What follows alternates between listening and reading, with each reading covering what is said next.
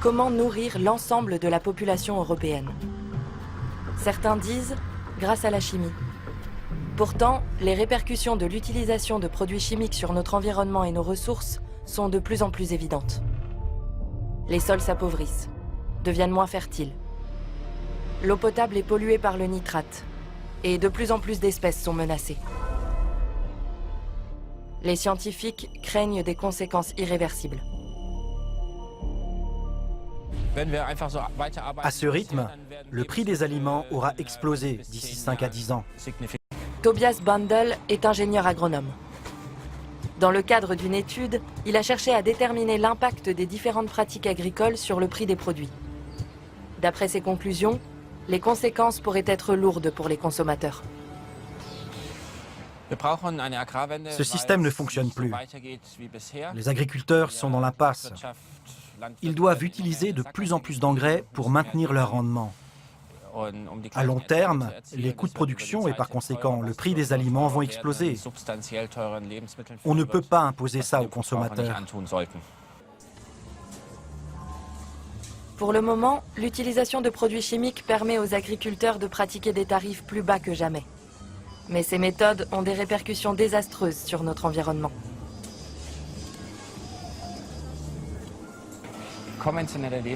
Les produits conventionnels nous paraissent peu chers parce qu'une partie des coûts est occultée. Prenons l'eau par exemple. Nos eaux sont polluées par les produits chimiques. On a pu calculer que l'intégration du coût de traitement de l'eau doublerait à lui seul le prix des aliments. Prenons maintenant l'exemple de ces barquettes de fraises. Les fraises bio coûtent 5,50 € et les fraises conventionnelles environ 3 €. Ces dernières ont été cultivées à l'aide de produits de synthèse pour baisser les coûts de production. Mais à l'échelle européenne, les dégâts environnementaux causés par les engrais chimiques sont estimés à environ 320 milliards d'euros. Des scientifiques de l'université d'Augsbourg ont démontré que les produits conventionnels coûteraient plus cher si leur prix incluait leur coût environnemental. Selon cette hypothèse, les légumes seraient 6% plus chers.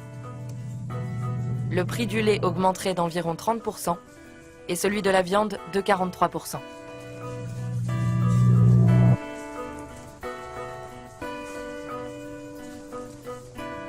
Les prix des produits conventionnels seraient alors équivalents à ceux des produits bio.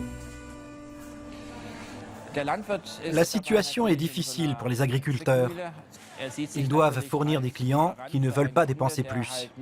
Alors ils se disent qu'il vaut mieux produire pour s'assurer au moins des revenus à court terme et que pour l'avenir, ils verront bien. Une des pistes pour sortir de cette impasse serait d'augmenter le prix des produits conventionnels.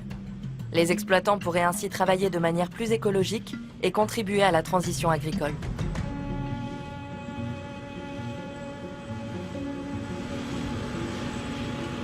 Pour mieux comprendre comment on en est arrivé à cette situation, nous allons rencontrer Felix zu Lovenstein, agriculteur et ingénieur agronome.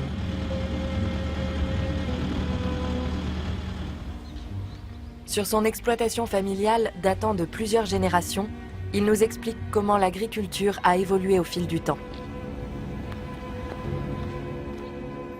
Avec l'augmentation de la valeur du travail, l'agriculture s'est rationalisée. De plus en plus d'agriculteurs ont renoncé. Les exploitations sont devenues de plus en plus grandes. Et la production s'est organisée selon des critères industriels.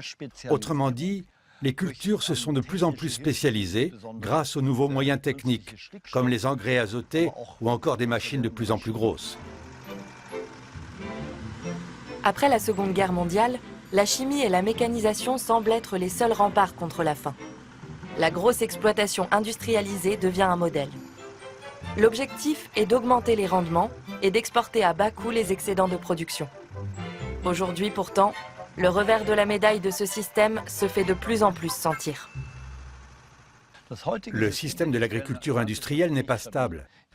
À partir du moment où il ne pourra plus s'appuyer sur les produits chimiques nocifs pour l'environnement, ça ne marchera plus. Certes, la chimie permet à court terme de booster la productivité. Mais pour Felix zu Lovenstein, notre avenir réside dans une agriculture sans produits de synthèse.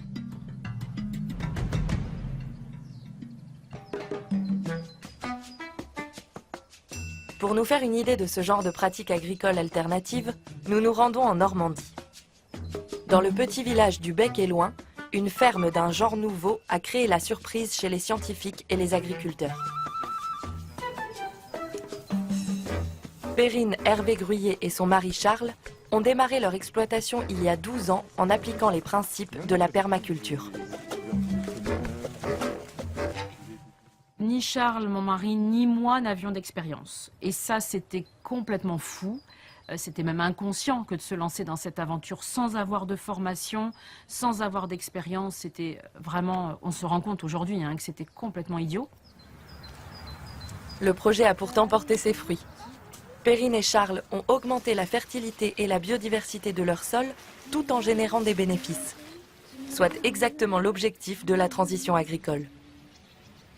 Comment ont-ils réussi ce pari fou? Donc c'est vraiment imiter les écosystèmes à l'état naturel, mais on ne parle pas forcément de la nature. Et donc cette permaculture, elle a 3 objectifs. Donc faire en sorte que le système soit économiquement viable, environnementalement durable et socialement équitable, en tout cas que l'être humain y trouve sa place. Sous ces airs de petits potagers, cette ferme de permaculture a étonné les scientifiques du monde entier. Car en plus d'avoir renoncé aux engrais chimiques, ces exploitants n'utilisent aucune machine. Le travail à la main permet un traitement beaucoup plus intensif qu'avec des moyens industriels. L'idée est d'ameublir la terre sans jamais la labourer, pour ne pas perturber les micro-organismes présents dans le sol.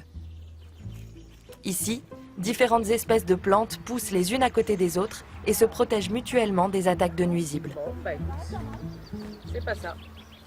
Alors sur cette planche, par exemple, on a associé au fur et à mesure de la saison différentes cultures. On a implanté au printemps des salades, du céleri branche et du céleri rave, et au milieu, on a une treille avec des haricots qui grimpent dessus. Donc les légumes sont à touche-touche, ça paraît absolument délirant pour des jardiniers ou des maraîchers habituels qui vont espacer beaucoup plus leur culture, mais le fait est que ça marche. Perrine et Charles cultivent une centaine d'espèces sur une surface équivalente à un terrain de football. Ce sont toujours un petit peu les mêmes éléments qui sont déterminants. C'est quels sont les besoins de la plante en soleil, et puis en nourriture et en eau. C'est ces 3 piliers qui vont décider de où on met quoi. Et aussi, peut-être en 4e, il faudrait rajouter qui est juste à côté. Ce jardin à l'aspect sauvage est le fruit d'un système bien pensé. La permaculture repose sur le respect des cycles naturels et l'utilisation comme engrais de matières organiques. Ici, Perrine répand des tiges de haricots séchés sur ses plates-bandes. Cette manière de pratiquer l'agriculture rappelle l'ère pré-industrielle. Mais peut-on, à notre époque, vivre d'une activité qui exige autant de travail manuel? L'INRA, l'Institut national de la recherche agronomique, s'est penché sur cette question dans le cadre d'une étude dirigée par François Léger. Contrairement à ce qu'on a dit pendant un siècle, on peut produire de façon efficace, en quantité, dans des systèmes qui ne sont pas industrialisés. En cultivant en permaculture une surface pas plus grande que 4 terrains de tennis, une personne peut générer un revenu annuel décent. Cela grâce à la forte proximité des plantes et à la fréquence élevée des récoltes. De plus, pas besoin d'investir dans des machines, des engrais chimiques ou des pesticides. Même les grosses exploitations pourraient s'inspirer de ce modèle. Simplement, si vous êtes malin, si vous avez su composer avec l'ensemble des facteurs écologiques du milieu, vous allez peut-être produire la même chose ou un petit peu moins peut-être que ce qui se produisait avant, mais avec des coûts de production beaucoup plus faibles et une plus grande résilience. En économisant sur les dépenses d'équipement agricole, Perrine et Charles peuvent employer 6 salariés. Grâce à leur travail, ils fournissent des fruits et légumes frais à plusieurs centaines de personnes dans la région. Pour les spécialistes, la permaculture aurait donc un vrai rôle à jouer dans la transition agricole, surtout si l'on parvenait à appliquer ces principes à grande échelle. Cette pratique serait même indispensable pour nourrir de manière écologique une population mondiale en pleine expansion.